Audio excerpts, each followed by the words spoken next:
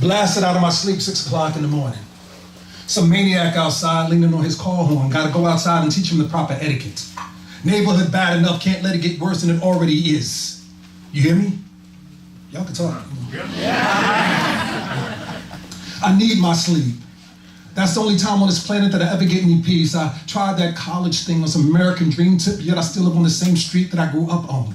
Them same streets that I grew tough on. My mother hoped that I would surpass at least to the middle class, but yet I'm still stuck on that same mentality. And all those years of college ain't even challenged me. And when I graduated, life was right there to put a degree in my hands and a foot on my chest. And here I am dressed in my pajamas, no slippers, about to run outside and rip the backbone out this fool. Ain't got nothing to show for all those years of school, but bad credit. Just me, right? And even worse, decisions. And I live in a neighborhood where people buy food on credit, so they finance what they don't just take, and they're making payments on food that they already ate. When they see me on the street, they're looking at me like they're about to break, and I'm snatching open this door like I'm about to break, and I see my best friend. And he's sitting in a minivan with 4 of those child car seats, and he's looking at me with a gun in his hand. It's like I can hear his heart beating. With his other hand, he takes a swig of liquor from a bottle of scotch, pops the door locks like, get in. Moves the pictures of his children off the car seat with the gun, throws them in the glove box, and it's like everything stops. And we drive, and we drive, and we drive till we get to the part of town where it seems like the American dream is still alive. And in my mind, I'm playing Nina Simone as I'm looking out the window on the passenger side. And it's like somebody scraping their fingernails along my bones as I feel this grown man cry, and I wonder if he knows that tens of millions of people in this country are depressed but using alcohol or drugs to remain in denial. I wonder if he knows that there's a suicidal tendency hiding behind almost every smile, because no matter how many times they go back to school or how many jobs they work simultaneously, they can never seem to permanently change their lifestyle. But somehow, they convince themselves that to be different for their children. And eventually they realize that's a fantasy, but they need something to believe in until then. And him, he just wants to be a father to his children. But sometimes, y'all, after all the love is gone, children become pawns in a relationship. And his relationship with his children is the vehicle that his ex-wife chooses to take out her frustrations with. And if he's just one day late on the child support, she reports it to the court.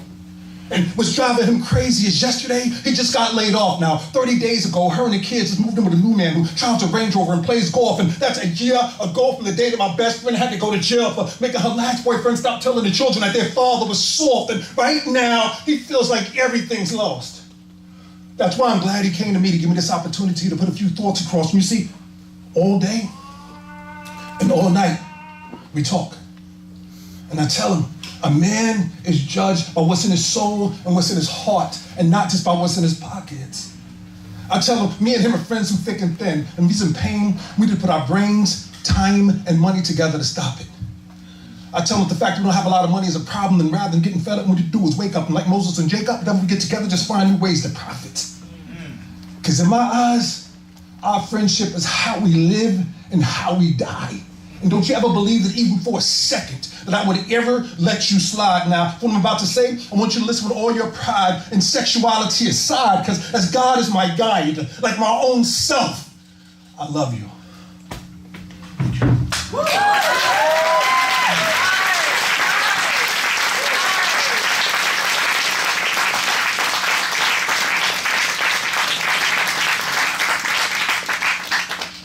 So Pete said y'all might hear some things you don't want to hear.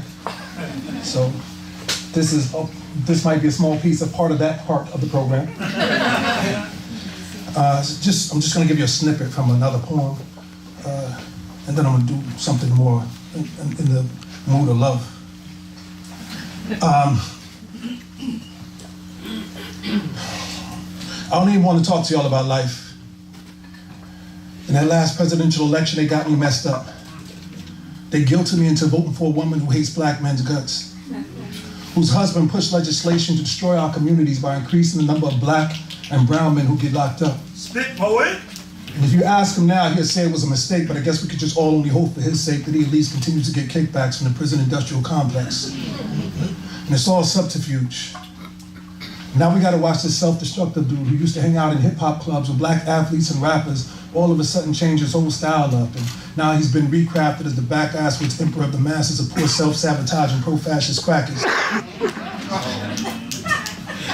And the president before him secretly disgraced Africa, increased imperialism and number of secret US bases in Africa, sucked the oil and the minerals like coltan for the world's cell phones from Africa, and further destabilized economies, but he was popular, attractive, and black, so I guess we just want to go on and skip over that.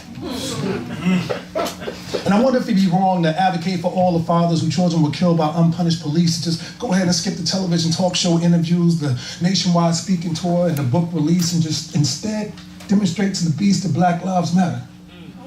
And the only way that the cognitively dissonant can be convinced that Black Lives Matter. And the only way that our ancestors can be venerated, Black Lives Matter. And the only way that Providence will receive our souls, Black Lives Matter. And as for you, I just hope you hold on. And in time, I hope you find something I may have wrote that helps to bring eloquent words to something that burns inside your heart and in your soul and in your mind. So I'm going to finish in 2 minutes, all right? Did I scare y'all or something?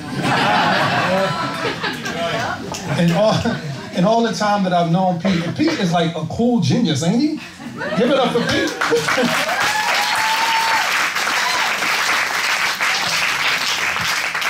I've been like studying this guy, you know. First I was just observing, but now he's a study, you know, like Miles Davis or Malcolm X or something. It's like, wow, how do you do that? He doesn't even know that I've been homeless. I've slept on stoops. This never came up in any conversation we had. I've slept on stoops. I've slept in parks. I've slept train stations, bus stations, all that stuff, you know. So I've been in that. So this is how I will leave it. There is something about the way she conjures the ancestors. She dances when she walks like she's from the Congo. Pure.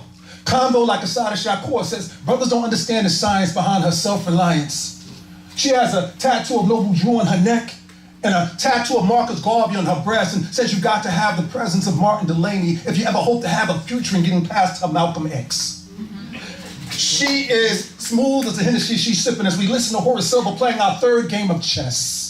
And I can't help but stare into the natural texture of her hair. She compares George Padmore with C.L.R. James.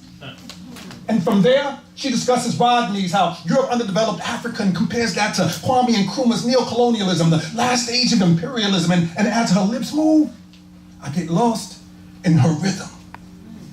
And as her thoughts move, I get lost in her wisdom. I love it when she sings CCY2 to the children. I love when we go on vacations and she puts that homemade sound on the door that says, do not disturb. Nation building. She is Harriet Tubman, loving her people with a passion like that last chapter in Carter G. Woodson Miseducation of the Negro. We go conjure the ancestors after every poetry reading, breathing life into the souls that surround us like New Orleans, constantly calling me back. I bathe her in compliments. I wrap her confidence around my waist. I taste her ancestors' DNA every night because there's something spiritual about swallowing the same fluids that once caused the physical forms of her predecessor slaves and tribes. And yo, oh, man. You might think you know me, but if you ain't never seen me with her, then you ain't never seen me alive. I said, you might think you know me, but if you ain't never seen me with her, then you ain't never seen me alive. She goes from J.A. Rogers to Abubakar, while her heart beats the rhythm of the Haitian Revolution, and she dances to it, singing the songs of the Cimarron colonies of San Salvador. And as she moves, there's something about the way she conjures the ancestors. There's something about the way she conjures my soul by day and by night. There is something about the way that she has conjured me back from the dead. There is something about the way that she conjures me continuously, back to life. Thank you. My name is Taalam, Acey.